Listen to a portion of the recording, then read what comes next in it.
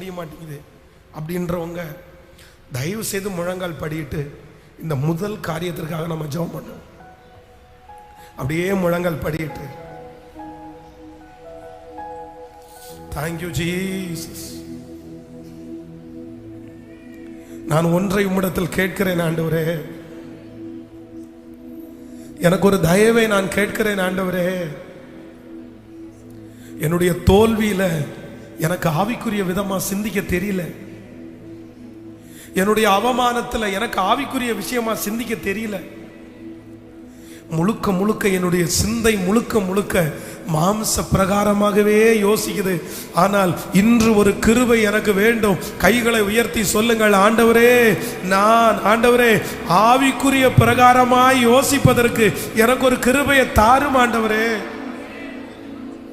சத்தமா கேளுங்க, முழு இருதயத்தோட கேளுங்க. ஹல்லேலூயா. ஆண்டவர் தான் பேசுறார்.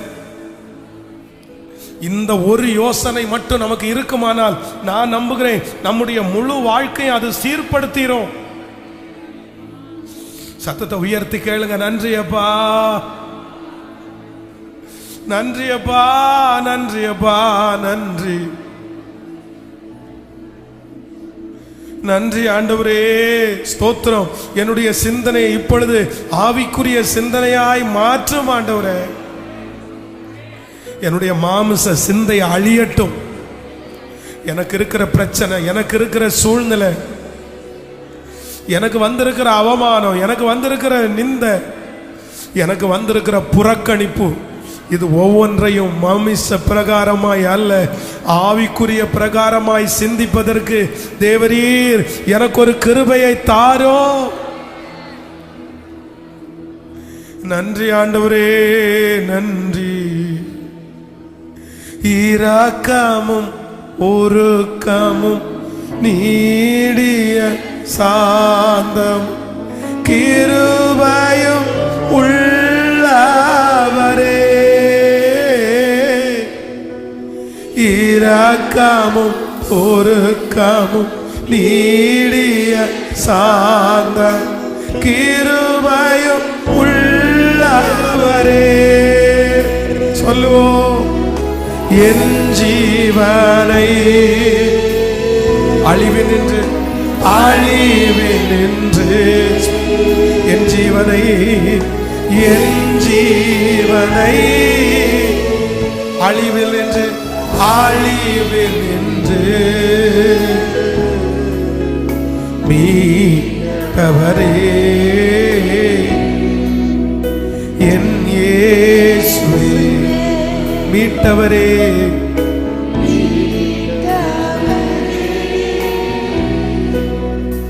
என் இப்ப எல்லாருடைய கையை உயர்த்தி ஏசையா, ஏசையா,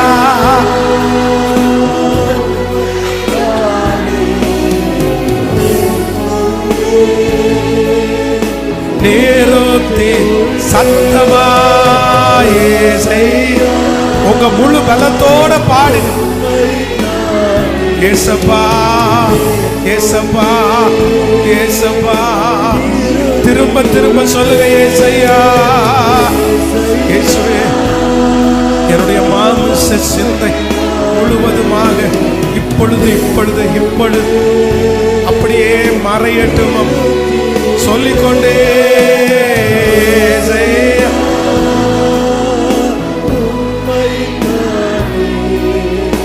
என் முன்னே நிறுத்தியுள்ளே, உம்மோடு இருப்பதுதான் என் உள்ளத்தின் வாஞ்சையா.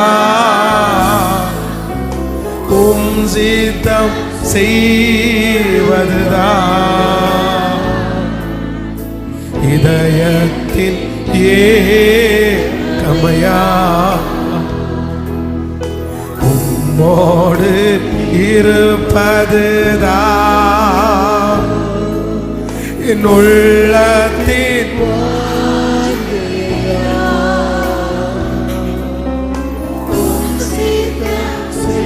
நன்றி ஹல்லேலூயா ஆண்டவரே. என் இதயத்தில்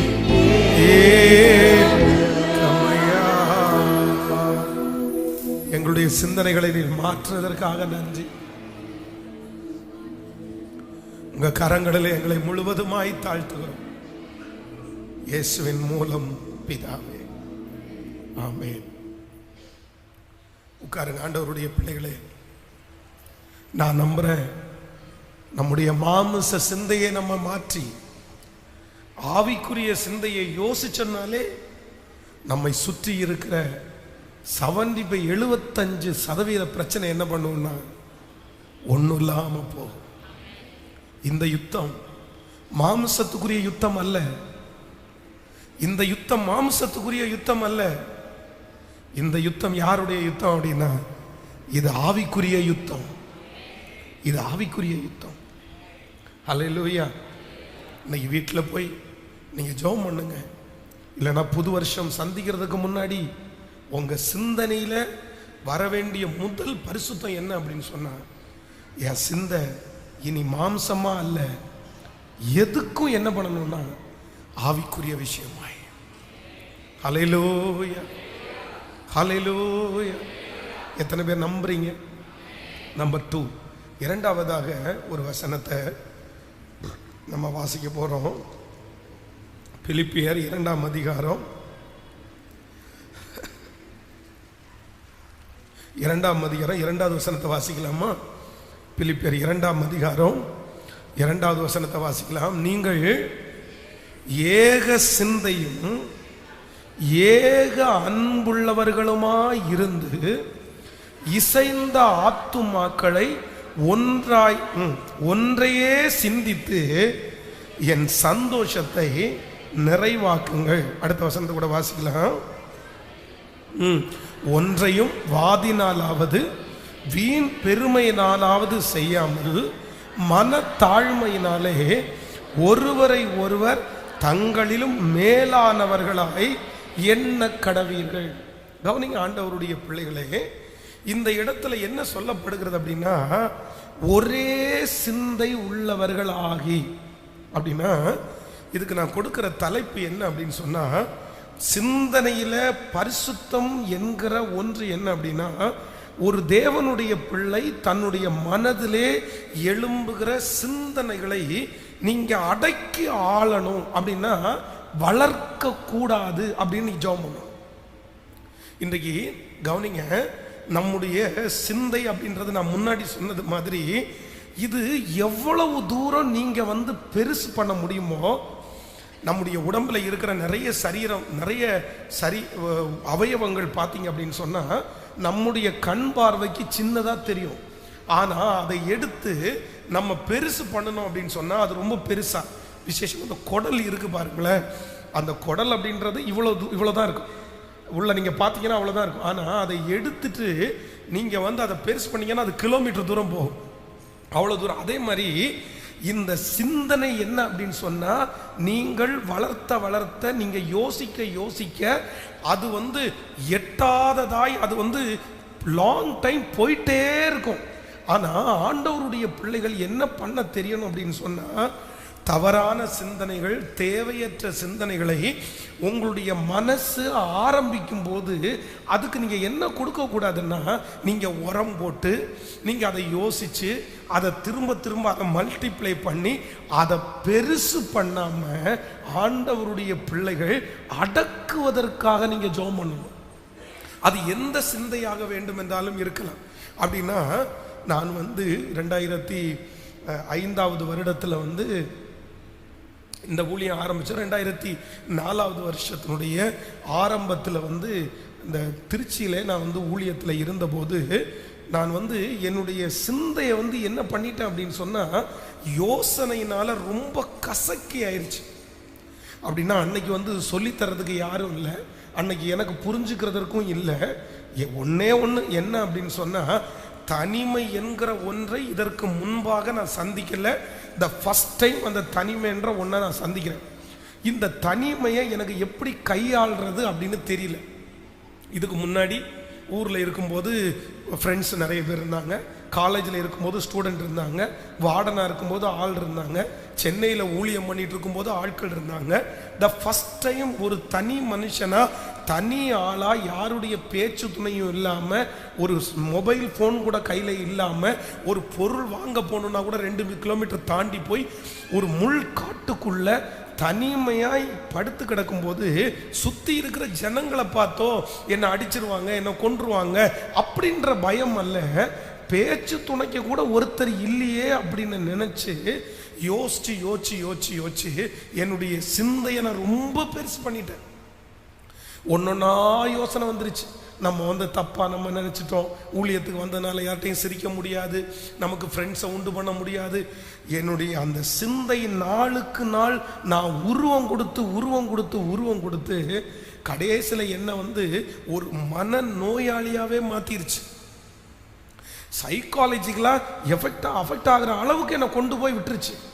திரும்ப இன்னைக்கு வரைக்கும் நான் பிரசங்கம் பண்ணுறேன், ஆராதனை பண்ணுறேன், உங்களுக்கு சுவிசேஷத்தை சொல்கிறேன். ஆண்டவர் என்னை விடுதலையாக்குனது உண்மை, என்னை மீட்டெடுத்தது உண்மை. ஆனால் அந்த கசக்கிட்டம் பாருங்க, அந்த மூளையை யோசிச்சு கசக்கிட்டம் பாருங்க. அந்த பலவீனத்தை இன்று வரையிலும் நான் யோசிக்கிறேன். அப்போ நான் நம்புறேன், எனக்கு அன்னைக்கு சொல்லி கொடுக்கறதுக்கு யாருமே இல்லைன்னு வச்சிருங்களேன். ஆனா இன்று ஆண்டவர் உங்களோடு பேசுகிறார். மனுஷனுடைய யோசனைகள் வீண் என்று கர்த்தர் அறிந்திருக்கிறார். ஆண்டவருடைய பிள்ளைகள், நீங்கள் யோசிக்கிறதுனால ஒரு முளத்தை கூட்டவும் முடியாது, ஒரு முளத்தை குறைக்கவும் முடியாது, கருப்பை வெள்ளையாக்க முடியாது, வெள்ளையா இருக்கிறத கருப்பாக்க முடியாது. அதனால நம்முடைய யோசனையினால ஒண்ணுமே பண்ண முடியாது.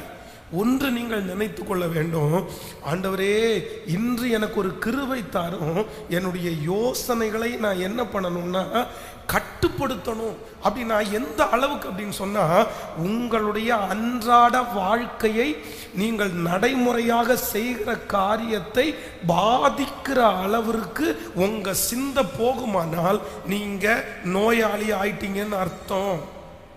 கவனிங்க, நீங்க யோசேப்பு சொல்லும்போது சொல்றாரு, என் வருத்தம் யாவையும் என் தகப்பன் வீட்டையும் மறக்கும்படி பண்ணினார். அப்போ தனக்கு சூழ்நிலை மாறிடுச்சு, தன் ராஜாவாய் மாற்றப்பட்டாச்சு, தனக்கு கல்யாணம் ஆயிருச்சு.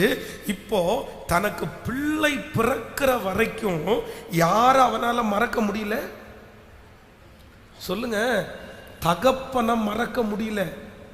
நல்லா நினைச்சுக்குங்க, அவங்க அப்பா அவனுடைய ஒரு யோசனை அந்த யோசேப்புக்கு இருந்துட்டே தான் இருந்துச்சு.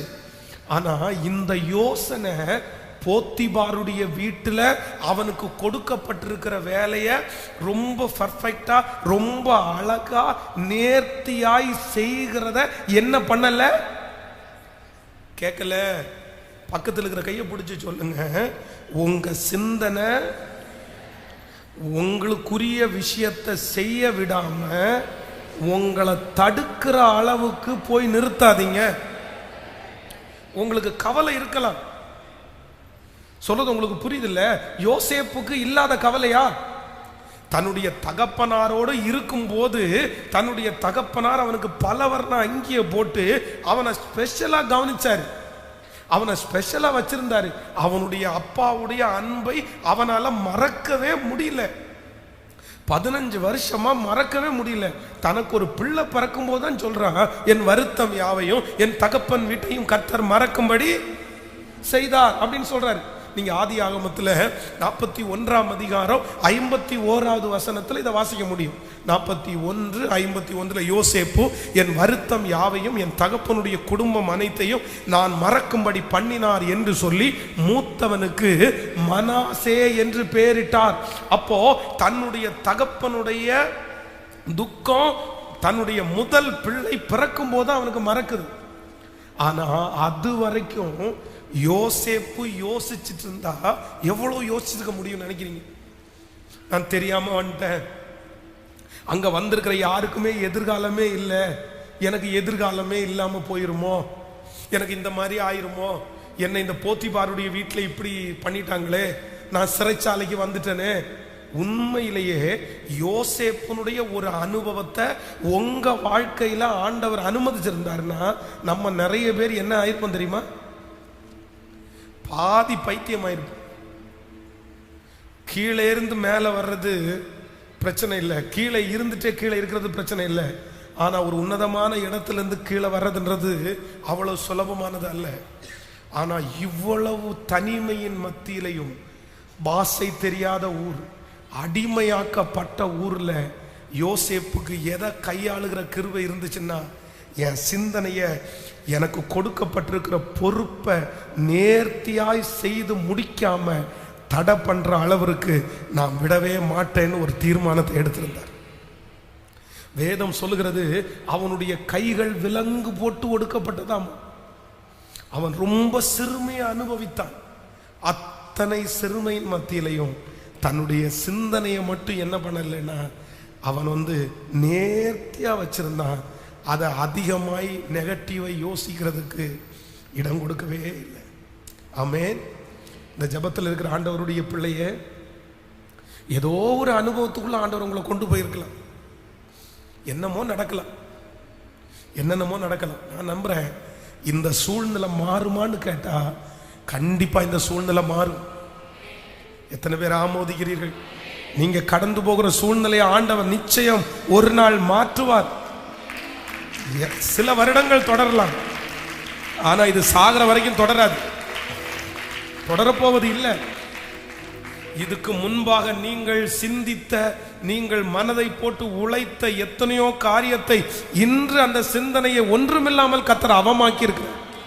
அந்த தேவன் இன்றும் ஜீவிக்கிறார். இன்றைக்கு நடக்கிற இந்த சூழ்நிலையை கர்த்தர் ஒரு நாள் நன்மையாக மாற்ற போகிறார். அந்த காரியத்தை குறித்த சிந்தையை நீ வளர்க்க வேண்டிய அவசியமே இல்லை, வளர்க்க வேண்டிய அவசியமே இல்லை. யோபு தன்னுடைய பிள்ளைகளை விட்டாச்சு, தனக்குள்ளது எல்லாமே போயிருச்சு, தன்னுடைய சரீரத்தில் இப்பொழுது அவ்வளோ பலவீனம் வந்துருச்சு. அவர் என்ன சொல்றாரு அப்படின்னா, கர்த்தர் கொடுத்தார், கர்த்தர் எடுத்தார், கர்த்தருடைய நாமத்திற்கு இவை எல்லாவற்றிலும் யோபு பாவம் செய்யவும் இல்லை, தேவனை பற்றி குறை சொல்லவும் இல்லை. ஆமென் சொல்லுவோம். நிர்வாணியாய் என் தாயின் கற்பத்திலிருந்து பிறந்தேன், நிர்வாணியாய் அவ்விடத்திற்கு திரும்புவேன். கர்த்தர் கொடுத்தார், கர்த்தர் எடுத்தார், கர்த்தருடைய நாமத்திற்கு. அவங்க மனைவி பேசும்போது கூட, நீ பைத்தியக்காரி பேசுகிறது போல் பேசுகிறாய், தேவன் கையிலே நன்மையை பெற்ற நாம் தீமையையும் பெற வேண்டாமோ அப்படின்னா, அவனுடைய மனதுக்குள்ள தேவையற்ற ஒன்றை, அவனுடைய யோசனையை அவன் என்ன பண்ணலைன்னா நெகட்டிவான ஒரு யோசனையை வளர்த்தவே இல்லை, வளர்த்தவே இல்லை. அதை கட்டுப்படுத்தி கட்டுப்படுத்தி சிறைப்படுத்தி ஒன்றும் யோசிக்காதீங்க. அவர் உங்களை விசாரிக்கிறவரானபடியினால் உங்கள் கவலைகளை எல்லாம் அவர் மேல் வைத்து விடுங்கள். கையை உயர்த்தி சொல்லுங்க, நான் இன்னி அதிகமா யோசிக்க மாட்டேன், என் எதிர்காலத்தை குறித்து யோசிக்க மாட்டேன், என் பிள்ளைய குறித்து யோசிக்கிறது இல்லை. சொல்லுங்க, என்னை இதுவரையிலும் நடத்தின கர்த்தர், என்னை இதுவரையிலும் ஆசீர்வதித்த கர்த்தர் என்னை நிச்சயமாய் நடத்துவார். என்னுடைய யோசனை, தேவையற்ற யோசனையை நான் இன்னைக்கு கண்ட்ரோல் பண்ணக்கூடிய ஒரு கிருபையை கர்த்தர் இப்பொழுது எனக்கு தரட்டும். நல்லா சோமணி ஸ்தோத்திரம். அவர் கட்டுப்பாட்டின் ஆவியானவர், என்னை கண்ட்ரோல் பண்ணி நடத்துகிறவர். சொல்லுங்க, எங்க சிந்தையை உங்க கையில ஒப்பு கொடுக்கிற ஆண்டவரே, என்னுடைய சிந்தையை உங்க கையில ஒப்பு கொடுக்கிற ஆண்டவரே, என்னுடைய சிந்தனை நான் உங்க கையில ஒப்பு கொடுக்கிறேன்.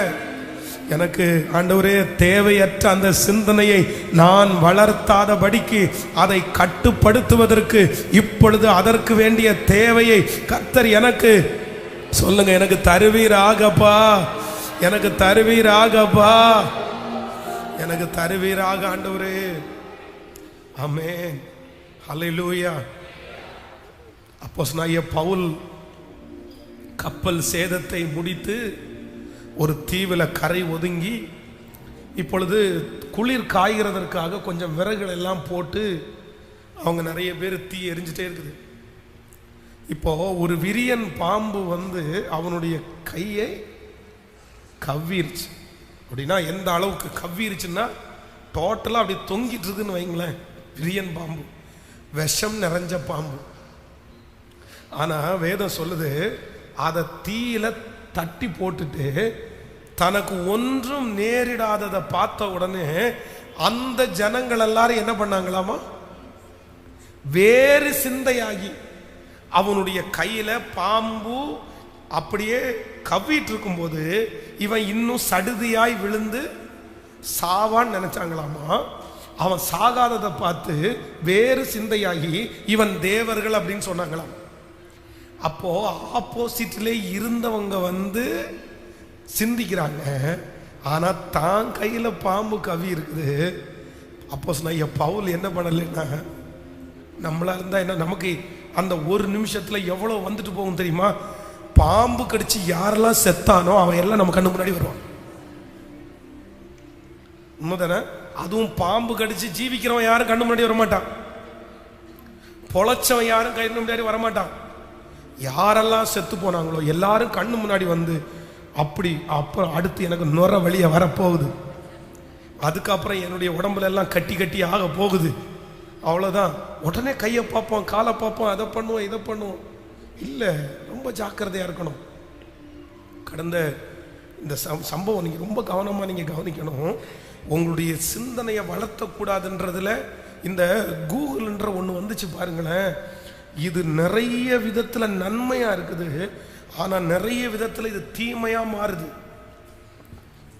கடந்த ஒரு 8 ஆண்டுகளுக்கு முன்பாக ஒரு வாலிப தங்கச்சி வந்து ஒரு வியாதியினாலே அவர்கள் தாக்கப்பட்டாங்க. அந்த வியாதியை அவங்களுடைய சரீரத்தில் வருகிற முதல் வாரமே டாக்டர்கள் கண்டுபிடிச்சிட்டாங்க. இந்த மாதிரி உனக்கு ஒரு டிசீஸ் தான் வந்திருக்குது, ஆனால் நீ ஒன்றுமே கவலைப்பட வேண்டாம். இந்த வியாதி வந்தவங்க இந்த உலகத்தில் 9 வருஷம் வரைக்குமே உயிரோடு வாழ்ந்திருக்கிறாங்க. ஆனால் 9 வருஷம் அப்படின்றது சொல்றது அந்த பிள்ளையினுடைய ஆயுஷ் நாட்கள் ரொம்ப குறைவு. அப்போ வந்து ஒரு 25 வயசு இருக்குன்னு வைங்களேன். 25 வயசுல ஒரு 9 வயசுனா ஒரு 35 வயசு வரைக்கும் தான் நீ வாழ்வ. அது வரைக்கும் உயிரோடு இருந்திருக்கிறாங்கன்னு அந்த டாக்டர் சொல்றாரு. சொன்ன உடனே இந்த பிள்ளை என்ன பண்ணுனா அப்படின்னு சொன்னா, கூகுளில் போய் அந்த வியாதியை போட்டு பார்த்தாங்க. அந்த வியாதியை போட்டு பார்த்தா அந்த வியாதியில நிறைய வெரைட்டியான வியாதி இருக்குது. அதுக்கு பேர் ஒன்று தான், ஆனால் வேற நிறைய வெரைட்டி இருக்குது. அதில் ஒன்று என்ன சொல்லுதுன்னா, அந்த வியாதி நடந்தால் உனக்கு எப்படியெல்லாம் உடம்புல வரும், எப்படியெல்லாம் மாறும், நீ எப்படியெல்லாம் நடப்ப, எப்படியெல்லாம் சாப்பிடுவ, என்னென்ன சிம்டம்ஸ் இருக்கும், இது எல்லாத்தையும் டெய்லி காலையில் எந்திரிச்சு அந்த கூகுளில் சர்ச் பண்ணி பார்த்து உண்மையிலே கடைசியில் அந்த பிள்ளை வந்து சந்திக்கும் போது என்ன சொன்னா தெரியுமா? இதை பாருங்க, இன்னும் 7 நாளைக்குள்ள என் கையில் அங்கங்கே வந்து ரத்தம் கட்டி இருக்கிறத நீங்கள் பார்ப்பீங்க அப்படின்னு அவங்க வந்து அம்மா அப்பாட்ட சொல்கிறாங்க. அதே மாதிரி அவங்களுடைய கையில் வந்து ரத்தம் கட்டியிருக்கு. ஒவ்வொன்றும் நடக்கிறதுக்கு முன்னாடி இந்த பிள்ளை வந்து இந்த மாதிரி எனக்கு நடக்க போகுது, இந்த மாதிரி நடக்க போகுது. ஆனால் டாக்டர் சொல்லி 3 வருஷத்துக்குள்ள அந்த பிள்ளை வந்து மரணம் அடைந்தாங்க. 3 இயர்ஸுக்குள்ள. டாக்டர்களுக்கெல்லாம் பெரிய ஆச்சரியம். இல்லை, இந்த வியாதி வந்தால் கண்டிப்பாக ஒரு 7, அதுவும் இந்த பிள்ளைக்கு நாங்கள் கண்டுபிடிச்சது இது முத்துனதுக்கு அப்புறம் இல்லை, ஆரம்பத்திலே கண்டுபிடிச்சோம். கண்டிப்பாக அவ்வளோ 9 வருஷமாவது ஆயுஷ் நாட்கள் இருக்கும். அதுவும் வாலிப பிள்ளை தானே, கண்டிப்பாக மரணம் அடைகிறதுக்கு வாய்ப்பு இல்லை. அதுக்கப்புறம் கண்டுபிடிச்சதுக்கப்புறம் என்ன தெரிஞ்சது தெரியுமா?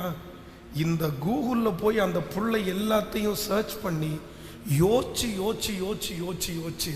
எனக்கு அப்படி ஆக போகுதுன்னு திங்க் பண்ணி தன்னுடைய 9 வருடத்தினுடைய ஆயுசு நாட்களை சீக்கிரமாய் குறைத்து கொண்டார்.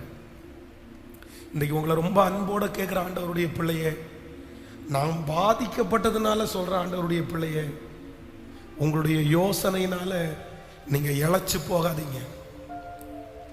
வேண்டாம், நீங்க திங்க் பண்ணாதீங்க.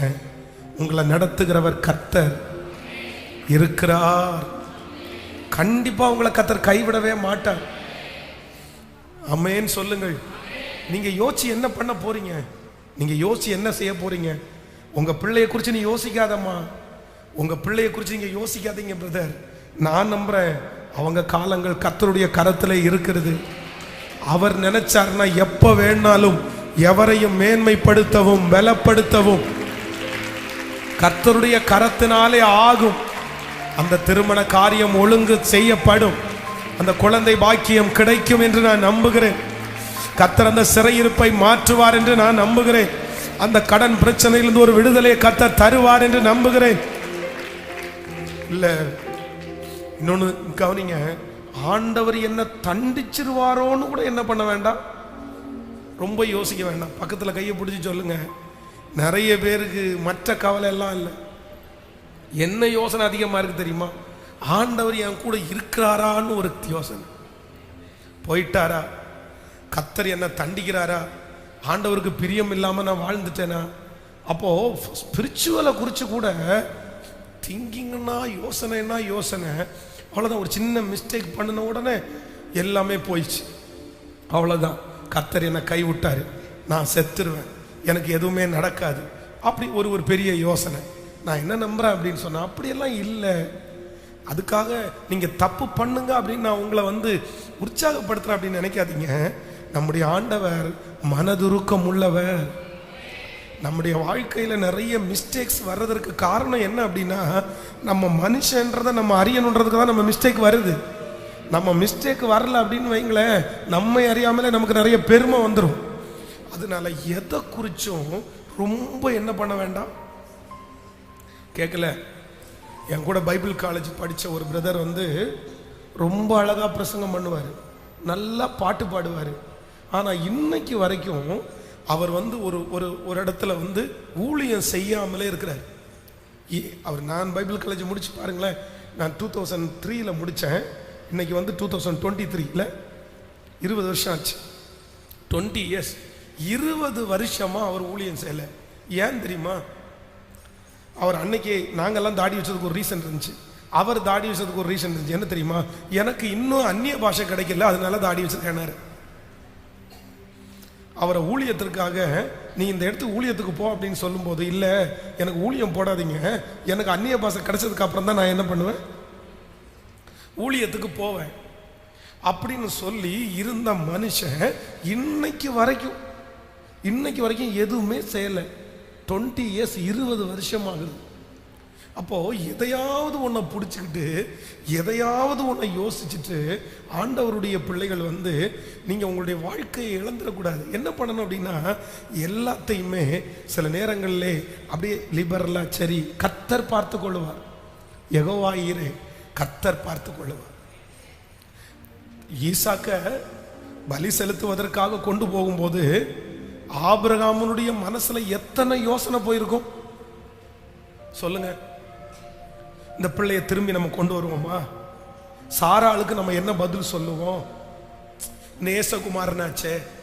ஆனா தன்னுடைய பிள்ளை கேட்கிறான், தகப்பனே விறகு இருக்குது, தீவெட்டி இருக்குது, ஆனா பலிக்கான ஆடு கேட்கல. நீங்களா இருந்தா என்ன பண்ணுவீங்க? கதர்னு கதறிக்க மாட்டீங்க? அந்த மாதிரி ஒரு சூழ்நிலை வந்தா என்ன பண்ணிருப்பீங்க நீங்க? அப்பா, நம்மளெல்லாம் தாக்கு பிடிக்கவே முடிச்சிருக்க முடியாது. ஆனா தன்னுடைய பிள்ளைய பார்த்து திரும்பி சொல்றான், பலிக்கான ஆட்டை கர்த்தர்.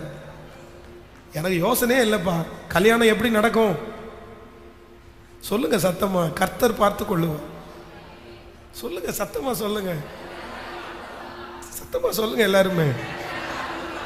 இந்த வார்த்தை அவனுடைய வாயிலிருந்து வரணும்னா நான் என்ன நம்புறேன் அப்படின்னு சொன்னா, அவன் யோசிச்சது தன்னுடைய பிள்ளைய குறித்து எதையுமே யோசிக்கல. ஓவரா திங்க் பண்றதுக்கு தன்னுடைய மனசை இடம் கொடுக்கவே இல்லை. கர்த்தர் போய் பலியிட சொல்லி இருக்கிறாரு, நான் பலியிட போறேன், எனக்கானதை கர்த்தர் பார்த்துக்குவார், அவ்வளவுதான். நீங்க ஏன் பிரதர் உங்களுடைய எதிர்காலத்தை குறித்து யோசிக்கிறீங்க? உங்க வாழ்க்கையை குறித்து யோசிச்சு நீங்க முயற்சி எடுக்க வேண்டாம்னு சொல்லலை. அதற்கான முயற்சியை எவ்வளவு எடுக்கணுமோ ஜெபத்தோட எடுங்க. ஆனா ஒண்ணு பண்ணுங்க, நடக்காத ஒன்றை நினைச்சு உங்க யோசனையை மட்டும் என்ன பண்ணிக்காதீங்க, நாளைக்கு என்ன பண்ணுவோன்னு யோசிக்காதீங்க. நாளைய தினத்தை குறித்து கர்த்தர் பார்த்து கொள்ளுவார். ஆமென். நம்பர் 3, மூன்றாவதாக ஒரு காரியத்தை கூட சொல்லி உங்களுக்காக ஜெபித்து முடிக்க ஆசைப்படுகிறேன். வாசிக்கலாம். பிலிப்பியர் 4ஆம் அதிகாரம் 8வது வசனத்தை வாசிக்கலாமா? பிலிப்பியர் 4ஆம் அதிகாரம் 8வது வசனத்தை வாசிக்கலாம். கடைசியாக சகோதரரே, எல்லாரும் சேர்ந்து வாசிக்கலாமே. உண்மை உள்ளவைகள் எவைகளோ, ஒழுக்கம் உள்ளவைகள் எவைகளோ, நீதி உள்ளவைகள் எவைகளோ, கற்புள்ளவைகள் எவைகளோ, அன்புள்ளவைகள் எவைகளோ, நற்கீர்த்தி உள்ளவைகள் எவைகளோ, புண்ணியம் எதுவோ, புகழ் எதுவோ, அதையே சிந்தித்து கொண்டு இருங்கள். ஆமென் சொல்லுங்கள். நம்பர் 3, மூன்றாவதாக ஒரு தேவனுடைய பிள்ளை தன்னுடைய சிந்தைக்காக ஜெபிக்க வேண்டிய 3வது ஜெப குறிப்பு. நம்பர் 1, முதலாவதாக நம்முடைய சிந்தைக்கு என்ன ஜெபிக்கணும் சொல்லுங்க. ஆண்டவரே, என்னை எப்படி யோசிக்க வைங்க, இனி மாம்ச பிரகாரமா நான் என்ன பண்ணக்கூடாது. நம்பர் 2, ரெண்டாவது நீங்க எப்படி யோசிக்கணும் அப்படின்னு சொன்னா, என்னுடைய யோசனையை வளர்த்தாம நான் ஸ்டாப் பண்றதற்கு எனக்கு என்ன தாங்க கேட்கல. அப்போ உடனுக்குடன் திங்க் பண்றதை நிப்பாட்டு. அதை நம்ம அடிக்கடி சொல்லுவோம், ஸ்டாப் திங்கிங் ஸ்டார்ட் தேங்கிங் அப்படின்றது மாதிரி ஸ்டாப் பண்ணணும். ஓகே ரைட், விட்டுரு பார்த்துக்கலாம். இதை இன்னொருத்தர் வந்து என்ன பண்ண முடியாது, உங்களுக்குள்ள பண்ண முடியாது, நீங்க மட்டும்தான் பண்ண முடியும். ஸோ மூன்றாவதாக இந்த இடத்துல நம்முடைய சிந்தனைக்காக நம்ம எப்படி ஜெபிக்கணும் அப்படின்னு சொன்னா, நான் நம்புறேன், நிறைவானது வரும்போது குறைவானது ஒளிந்து போகும். இப்போ நிறைய பேருக்கு என்னுடைய சிந்தனை என்னால் சேஞ்ச் பண்ண முடியல, என்னுடைய இச்சையை என்னால் மேற்கொள்ள முடியல, நான் ரொம்ப யோசிக்கிறேன், தேவையில்லாத யோசிக்கிறேன், என்னால் என்னுடைய கண்ட்ரோலை மிஞ்சி வந்துட்டு இருக்குது, என்னால் அதை கண்ட்ரோல் பண்ணவே முடியல, நான் என்ன பண்ணணும்னு கேட்குறவங்களுக்கு பைபிள் சொல்லுது, உண்மை உள்ளவைகள் எவைகளோ, நற்கீர்த்தி உள்ளவைகள் எவைகளோ, ஒழுக்கம் உள்ளவைகள் எவைகளோ, நீதி உள்ளவைகள் எவைகளோ, புண்ணியம் எதுவோ, புகழ் எதுவோ, அதையே சிந்தித்து கொண்டிருங்கள். அப்படின்னா நம்ம எல்லாருமே வந்து என்ன பண்ண யோசிக்கணும் அப்படின்னு சொன்னா, நல்ல சிந்தைகளால நம்முடைய இருதயத்தை நிரப்பணும்னு ஆண்டவர் எழுதி வைத்திருக்கிறார். கெட்ட சிந்தனை எப்ப மாறும் அப்படின்னு சொன்னா, நல்ல சிந்தனையை உள்ள கொண்டு வந்து நீங்க உள்ளுக்குள்ள புகுத்த தான் கெட்ட சிந்தனை உங்களை விட்டு மாறும். ஆனா நம்ம நிறைய பேர் என்ன பண்றோம் அப்படின்னு சொன்னா, கெட்ட சிந்தனைகளுக்கு உயிர் கொடுக்கறாங்களே தவிர நல்ல சிந்தனைகளுக்கு என்ன பண்றது இல்லை, உயிர் கொடுக்கறதே இல்லை. இப்போ நல்லா கவனிச்சுக்குங்க, அவங்களுக்கு முன்னாடி நிறைய டார்கெட் இருக்குது, நிறைய லட்சியம் இருக்குது, நிறைய பண்ண வேண்டியது இருக்குது. ஆனா அந்த நல்லது எதையுமே யோசிக்க மாட்டாங்க. நம்ம என்ன பண்ணலாம், நம்ம எப்படி ஒரு பிசினஸ் பண்ணலாமா, இல்லைன்னா என்னுடைய வாழ்க்கை தரத்தை உயர்த்துறதுக்கு நம்ம என்ன பண்ணலாம், இந்த படிக்கிறதுக்கு நம்ம என்ன பண்ணலாம், இந்த வளர்ச்சிக்கு நம்ம என்ன பண்ணலாம், இல்லைன்னா அடுத்து நம்ம என்ன ஸ்டெப்பு போறோம். இப்படி உங்களுடைய வாழ்க்கையில நீங்கள் நல்லதை யோசிக்கிறதுக்கு, நன்மையினால நிரப்புறதுக்கு நிறைய இருக்குது. அப்படின்னா ஒரு பாட்டு பாடிட்டே போகலாம், ஒரு தேவவசனத்தை கேட்டுட்டே போகலாம். இது எல்லாம் என்ன அப்படின்னு சொன்னா, நல்லதுனால உங்களுடைய சிந்தையை நிரப்புறது. அப்படியே கேட்க கேட்க உங்களுடைய இருதயம் எதனால நிரம்பும் அப்படின்னா, நன்மையினாலே நிரம்பும். ஆனா நிறைய பேர் என்ன கேட்கறது தெரியுமா, தீயதையே கேட்கறது, அசுத்தத்தையே கேட்கறது, சண்டையே கேட்கறது, ஏதோ கோல் சொல்றதையே கேட்கறது. இப்படியெல்லாம் கேட்டுட்டு இருந்து தீமையினால உங்களுடைய சிந்தைய நீங்க நிரப்பிட்டீங்கன்னா நன்மை உங்களுக்கு வராது, நீங்க அதுக்கு அடிமை ஆயிருவீங்க. அதனால இன்னைக்கு மூன்றாவதாக ஒரு தீர்மானம் நம்ம எடுக்கணும். ஆண்டவரே, நான் இன்னைக்கு ஒரு முடிவு எடுக்கிறேன், உண்மை உள்ளவைகளையும் ஒழுக்கம் உள்ளவைகளையும் நற்கீர்த்தி உள்ளவைகளையும் புண்ணியத்தையும் புகழையும் நான் இனிமேல் சிந்திக்க போறேன். எத்தனை பேர் ஆமோதிக்கிறீர்கள்? அந்த நிறைவு வர வர வர வர நான் நம்புகிறேன், உங்களுக்குள்ளே இருக்கிற குறைவு அது ஒன்றுமில்லாமல் போகும். அல்லேலூயா. இது உலகத்தில் இருக்கிறவங்க நிறைய பேர் இதில் ஜெயிக்கிறாங்க பாருங்க. அவங்க ரொம்ப ஃப்ரெஷ்ஷாக இருக்காங்க, அவங்களுடைய மூளை ரொம்ப பலனா இருக்குது. இதுக்கு என்ன காரணம் அப்படின்னு சொன்னா, அவங்க தீய காரியத்தை அதிகமாக யோசிக்கிறதுக்கு இடம் கொடுக்கறதே இல்லை. ஒவ்வொரு வாலிப தம்பிக்கும் தங்கச்சிக்கும் நான் கொடுக்குற ஒரு பெரிய ஆலோசனை என்ன அப்படின்னு சொன்னா, நீ தேவையில்லாத வேண்டாத உனக்கு பிரயோஜனமே இல்லாத ஒன்றை நீ எதுக்கு யோசிச்சுட்டு இருக்கிற? அதனால என்ன லாபம்? அதனால என்ன நன்மை? இல்லை, எத்தனை யோசிக்கிறதுக்கு இருக்குது, எத்தனை யோசிக்கிறதுக்கு இருக்குது. அதனால நான் என்ன நம்புறேன் அப்படின்னா, ஒரு புத்தகத்தை எடுத்து நீ எழுதுப்பா, உன்னுடைய எதிர்காலத்தை எழுது, உன்னுடைய விஷனை எழுது, உன்னுடைய லட்சியத்தை கத்திரிடத்தில் சொல்லு. நிறைய பாடல் எழுதலாம் பாருங்க, எத்தனை பாடல்கள் எழுதலாம், எத்தனை செய்தியை எழுதலாம். இப்படி நன்மையினால நீங்க நிரப்பாம கண்டிப்பா சொல்றேன், உங்களுடைய சிந்தனை பலப்படவே முடியாது. ஆமென் சொல்லுங்கள். கையை உயர்த்தி சொல்லுங்க, ஆண்டவரே எனக்கு ஒரு கிருபை தாங்க, என்னுடைய சிந்தை நன்மையினால நிரப்பப்பட நான் யோசிக்கணும், நன்மையானதை யோசிக்கணும் ஆண்டவரே, உண்மை உள்ளவைகளை யோசிக்கணும் ஆண்டவரே, நிறைவானதை ஒன்னொன்னா எனக்குள்ள அப்படியே கொண்டு வந்துட்டே இருக்கணும் ராஜா. அந்த சிந்தையை அப்படியே விட்டுட்டு இன்னொரு சிந்தையை என்னுடைய இருதயத்துக்குள்ள கொண்டு வாங்க ராஜா. எனக்கு முன்பாக இருக்கிற வெளிச்சம், எனக்கு முன்பாக இருக்கிற சவால், எனக்கு முன்பாக இருக்கிற ஆண்டவரே நிறைய காரியம் கர்த்தர் என்னை கொண்டு செய்ய போகிறது. இது எல்லாவற்றையும் சிந்திக்கக்கூடிய ஒரு மன பாரத்தை, ஒரு மனதை கர்த்தர் எனக்கு இப்பொழுது கட்டளை இடுவீராக. ஸ்தோத்திரம் ஆண்டவரே, நன்றி அப்பா, நன்றி அப்பா. உம்மைத்தான் நான் நம்பி இருக்கே, அற்புதங்கள் எனக்கு செய்யுங்கப்பா. உம்மைத்தான் நான் நம்பி இருக்கே, அற்புதங்கள் எனக்கு செய்யுங்கப்பா. ஆராய்ந்து முடியாத அதிசயங்கள் செய்பவர், அற்புதம் செய்திடுங்க, அதிசயம் நடத்திடுங்க. சொல்லோ, ஆராய்ந்து முடியாத அற்புதம் செய்திடுங்க, இரட்டிப்பான நன்மை தருவேன் என்று சொன்னீரே, இன்றைக்கே தந்திடுங்க, இப்பவே சொல்லுங்க எல்லாரும். இரட்டிப்பான நன்மை தருவேன் என்று சொன்னீரே, இன்றைக்கே தந்திடுங்க, இப்பவே.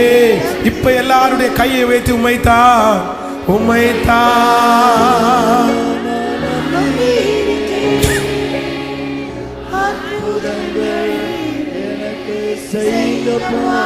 ஹல்லேலூயா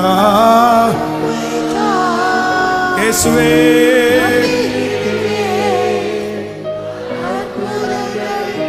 எனக்கு செய்யுங்கப்பா.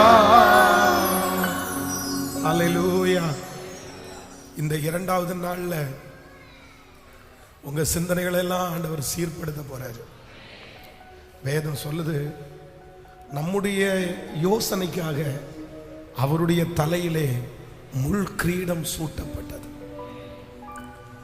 அவருடைய கையை பின்னாடி கட்டிட்டு அவருடைய தலையின் மேல ஒரு பெரிய முள் கிரீடத்தை வச்சு, வேதம் சொல்லுது, அந்த முள்ளிலேயே அவங்க அடிச்சாங்களாம்.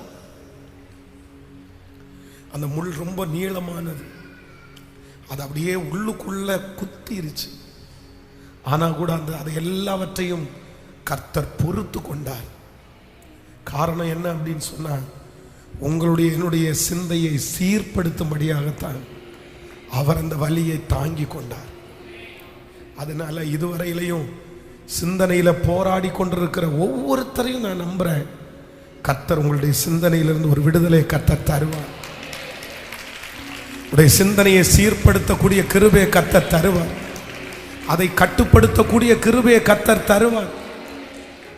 உடைய இருதயத்தில் என்ன போடணும்னா நல்லதை போடணும், நல்லதை யோசிக்கணும். தயவு செய்து பழி வாங்குறதற்கு திட்டம் போட்டு பிளான் பண்ணி அதை உங்களுடைய சிந்தனையினால நிரப்பாதீங்க.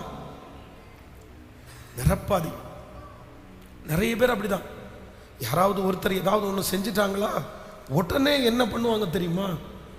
அதுக்கு பிளான் உள்ள ஓடும் பாருங்களேன். இப்படி பண்ணலாமா, அப்படி பண்ணலாமா, அதை செய்யலாமா, இதை செய்யலாமா.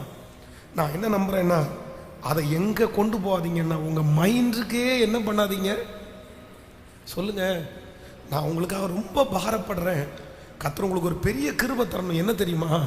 சில பிரச்சனைகளை உங்களுடைய மைண்டுக்குள்ள கொண்டே போகாத அளவிற்கு ஆண்டவர் உங்களுக்கு ஒரு கிருபையை கர்த்தர் தரணும். கண்டதையும் கூட தூக்கி உள்ள போடுறதுனால இப்போ முழுக்க முழுக்க நன்மை ஒன்றுமே இல்லாம போயிருது. எல்லாமே தீமையா தான் நிறைஞ்சு கிடக்குது. நான் நம்புறேன் உங்களுடைய சிந்தனை வெளிச்சமாகணும், கிளியர் ஆகணும், அது சுத்திகரிக்கப்படணும்னா நல்லது உள்ள போகாம கண்டிப்பா என்ன பண்ணாது சொல்லுங்க? சுத்திகரிக்கப்படாது. ஒரு டம்ளர்ல தண்ணி இருக்குது, அழுக்கு தண்ணியா இருக்குது. இந்த தண்ணி சுத்தமாகணும்னா முதல் ஒன்று இந்த தண்ணியை எடுத்து கீழே ஊற்றிட்டு நல்ல தண்ணியை ஊற்றணும். இல்லை அப்படின்னா நல்ல தண்ணியை உள்ள ஊற்றிட்டே இருக்கும்போது கெட்ட தண்ணி தன்னை போல என்ன பண்ணும்? இது அதிகமாக அதிகமாக டம்ளரில் இருக்கிற அசுத்தம் தன்னை போல கரைஞ்சு போகும். அதே போல நான் சொல்றேன், உங்களுக்கு அசுத்தமே வருதா, என்னுடைய சிந்தனையில கெட்டதாவே வருதா, ஒன்றும் யோசிக்காதீங்க.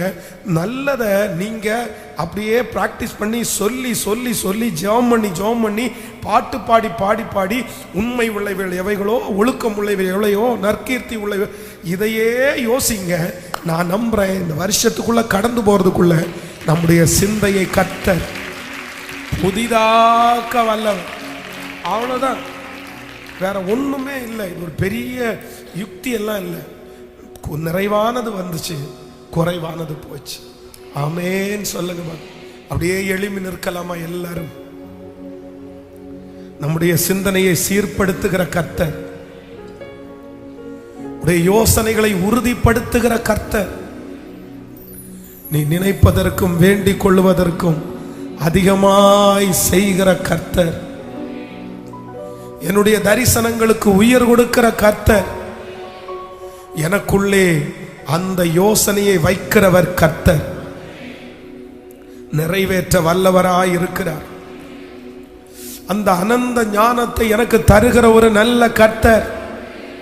கைகளை உயர்த்தி எல்லாரும் நன்றி ஆண்டவரே, நன்றி ஆண்டவரே, உம்மைத்தான் நான் நம்பி இருக்கேன். அற்புதங்கள் எனக்கு,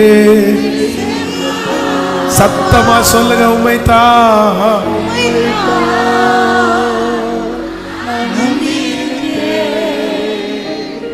அற்புதங்கள் எனக்கு செய்.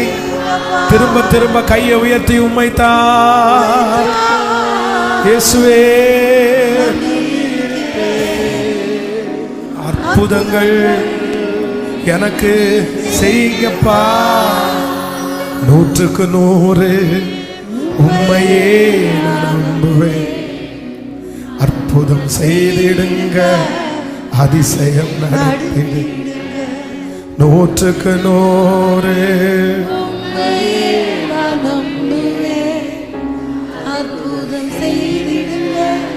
அதிசயம்.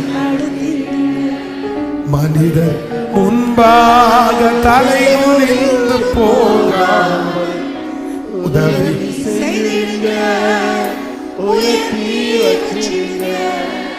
மனிதர் முன்பாக தலைகுனிந்து போக உதவி செஞ்சிடுங்க, உயர்த்தி. இப்ப கைகளை தட்டு உம்மைத்தான்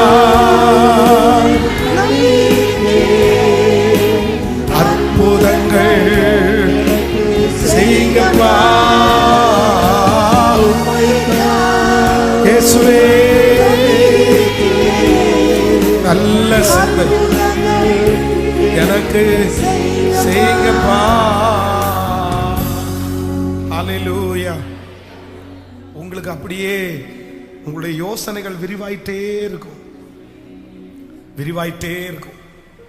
நான் நம்புறேன் கர்த்தர் கொடுத்த பெரிய சக்தி, நமக்கு கொடுத்திருக்கிற பெரிய ஆற்றல் இந்த சிந்தை தான், இந்த சிந்தை தான். ஆமென். அதனாலதான் சத்துரு சூறையாடுறதுக்கு காத்துட்டே இருக்கு. ஆனா நீங்க அதுக்கு இடமே கொடுக்காதீங்க, இடமே கொடுக்காதீங்க.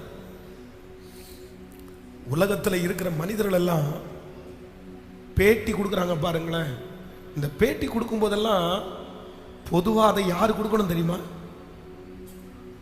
யார் கொடுக்கணும்? நம்ம தான் கொடுக்கணும், ஆண்டவருடைய பிள்ளை தான் கொடுக்கணும். நான் பைபிள் படித்தேன், நான் ஏசப்பாவோட நடந்தேன், ஏசப்பா இன்னைக்கு என்ன நடத்துறாரு, இவ்வளவு சோதனையில நான் மேற்கொண்டேன், நான் மடிஞ்சு போகல அப்படின்னு நம்ம தான் சொல்லணும். ஆனா உலகத்தான் நிறைய பேர் இன்னைக்கு சொல்றான். நம்முடைய மைண்ட், நம்முடைய வாழ்க்கை ரொம்ப குறைவா இருக்கு. ஆனா 2024 நீங்க ஒரு தீர்மானத்தோட காலடி எடுத்து வைங்க. என்ன கர்த்தர் யோசனையில என்ன பலப்படுத்த போறார். நம்முடைய ஆண்டவர் யாராமோ? யோசனையில் பெரியவர், யோசனையில் பெரியவர். அவர் யோசனையில் பெரியவரா இருக்கிறதுனால நம்மளும் யோசனையில பெரிய காரியத்தை தான் யோசிக்கும் போது கர்த்தரதை அப்படியே நமக்காக செய்து முடிக்க வல்லவர். ஆமென். ஹல்லேலூயா. இன்னைக்கு 3 காரியத்தை கர்த்தர் பேசினார். நம்பர் 1 சொல்லுங்க பார்க்கலாம். உங்களுடைய சிந்தனையில முதல்ல ஜெபிக்க வேண்டியது என்ன அப்படின்னா, முழுக்க என்ன நடந்தாலும் ஃபர்ஸ்ட் உங்களுடைய சிந்தனை எதுக்கு தான் போகணும் அப்படின்னு சொன்னா ஸ்பிரிச்சுவலா தான் நீங்க யோசிக்கணும். ஆமென். மறக்க மாட்டீங்க தானே? மறக்க மாட்டீங்க. அது ஒரு பெரிய பிளஸ் பாயிண்ட். இது ஒண்ணுலயே 90% உங்களுடைய மைண்ட் கிளியர் ஆயிடும். புரியுதில்ல நான் சொல்றது? உங்களுக்கு புரியுதில்ல? எது நடந்தால் கணவனார் திட்டுறாருன்னு வைங்களேன், நீங்க உடனே அதை என்ன யோசிக்கணும் தெரியுமா? இது ஸ்பிரிச்சுவல் வாரா அப்படின்னு யோசிக்கணும். அது என்னவா இருக்கும்? அது ஸ்பிரிச்சுவல் வாரா இருக்கும். சத்துரு உங்களை கோபப்படுத்துறதுக்கு, சண்டை போட வைக்கிறதுக்கு ஒருவேளை அப்படி ஏவி விடுவான்.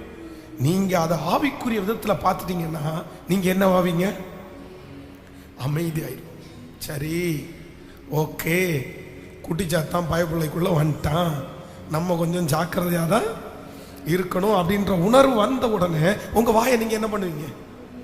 அமைதியாக்கிடுவீங்க. Okay, right. அந்த சண்டை அவ்வளோ பூதாகரமா வர வேண்டியது இப்ப புஷ்ன்னு என்ன பண்ணிரும்? இது யாருக்கு? ஆவிக்குரிய. இப்படி எல்லாவற்றிலையும் நடந்த உடனே என்ன யோசி? இங்க இப்ப உட்கார்ந்து இருக்கிறீங்க, தூர இடத்துக்கு போக வேண்டாம். சில இடத்துல சர்ச்சிலேயே குட்டிச்சாத்தா மேல பண்ணுவோம். ஆமா, அங்க நம்ம ரொம்ப அவ்வளவு ஃபயரா ஜோம் பண்ணி அவ்வளவு விசுவாசமா போய் வாசல்ல காலடி எடுத்து வைக்கிறதுக்கு என்ன, நானும் பார்த்துட்டே இருக்கிறேன், வயசு தான் உனக்கு கூட்டிகிட்டே போகுது, இன்னும் கல்யாணமே ஆகல. எப்படி இருக்கும் நமக்கு? இங்கிருந்து அவ்வளோ போ, அப்போ உடனே நினைக்க வேணும், நம்முடைய ஆவியை அவுத்த போடுறதுக்கு சத்துரு இந்த சிஸ்டருக்குள்ள வந்துருச்சு, இந்த பிரதருக்குள்ள வந்துருச்சு அப்படின்னு ஆவிக்குரிய விதமா நீங்க சிந்திச்சிட்டீங்கன்னா உங்களுக்கு என்ன இல்லைன்னா, அடப்போ பிசாச, அவங்கள பார்த்து இல்ல, உள்ளுக்குள்ள நீங்க பாட்டுக்கு அடுத்த வாரம் போ பிசாசன்னு சொல்லிட போறீங்க, சண்டைக்கு வந்துட போறாங்க. அதெல்லாம் உள்ள அப்படியே அதெல்லாம் நான் யோசிக்க மாட்டேன்.